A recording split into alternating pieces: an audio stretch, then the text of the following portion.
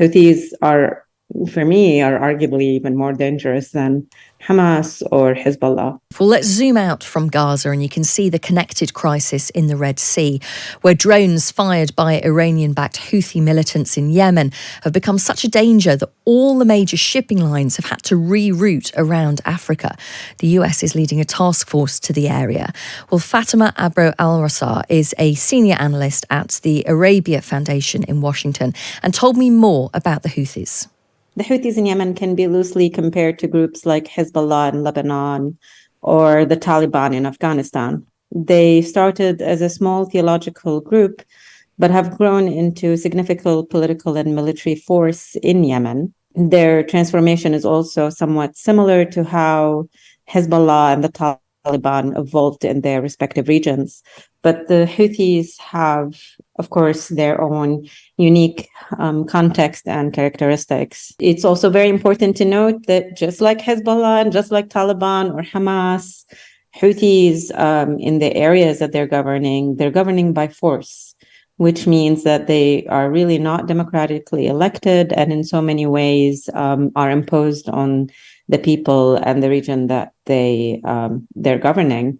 They have been involved in a war with the Yemeni government when basically they took over and came to power shortly after the Arab Spring, and that's again by force. And so if the Houthis are involved in Yemen, some people may then be scratching their head and saying, well, why are they then carrying out attacks on ships in the Red Sea? That's right. The Houthi slogan at the heart of it is Allahu Akbar, God is great. Death to America, death to Israel, and death to the Jews. So it's a quite violent slogan, and their end objective, I mean, initially people looked at this and thought about it as like empty rhetoric, just like, burning a flag or something symbolic, but it's far more and worse than that. They're part of the Axis of Resistance, which is a broad coalition of non-state actors that act on the behest of Iran, and they boast this alliance. They're very proud of it, and that kind of like support and allegiance that they have in Iran has somewhat dictated and changed the course of event. It's not just a local movement that strives to just govern Yemen. That's a huge misconception. But it's a movement that strives for expansionism and chaos. So it's a great friend and ally to Iran, and it has no friends and allies in Yemen or in the region, unless, for its sponsors who want to sponsor further chaos. The Houthis' ultimate objective is expansionism and regional power. They want to grow in a way that no other state actor was able to grow, where even Hezbollah have been somewhat limited by a democratic and multifaceted governance system in Lebanon. Houthis are right now at a unique position where they have absolute power.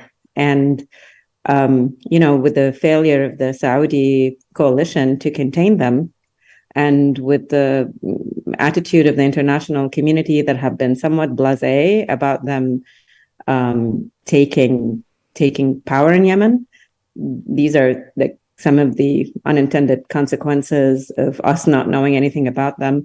Houthis are, for me, are arguably even more dangerous than Hamas or Hezbollah, but their inability to act so boldly internationally has been somewhat limited.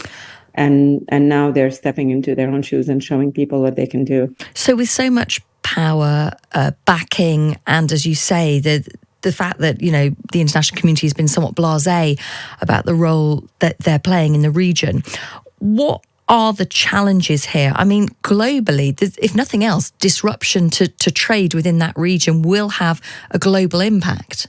Yes, the response to this is the idea here is that I don't think the Western countries want to get involved in the messy politics and chaos of the Middle East, and especially in Yemen. I mean, having the Houthis have led Saudis into a war of attrition. All of these headlines that told you that Saudi Arabia, after all of this power, massive power, lost the war, it wasn't wrong. They did. And it's because, a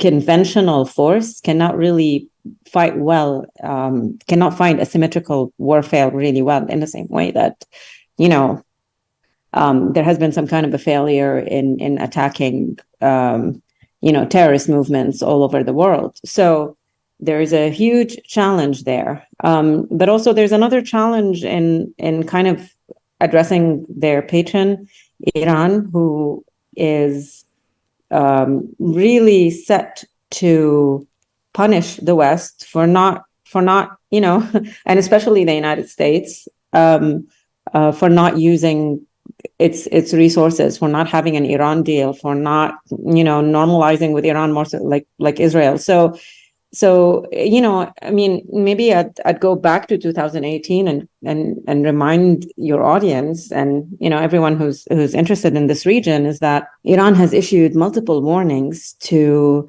the Trump administration back then in 2018 that if they are not going to do the Iran deal, that they're going to close shipping lanes.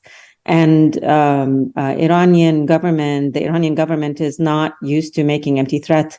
It did attack the oil installations in Saudi Arabia, but also started its escalation against multiple ships over there. And so the idea here is that this is happening because you haven't paid attention to Iran and you haven't really made things easy for Iran. So it's going to make things much more complicated. And that was Fatima Abo Alasrar. She is a senior analyst at the Arabia Foundation in Washington.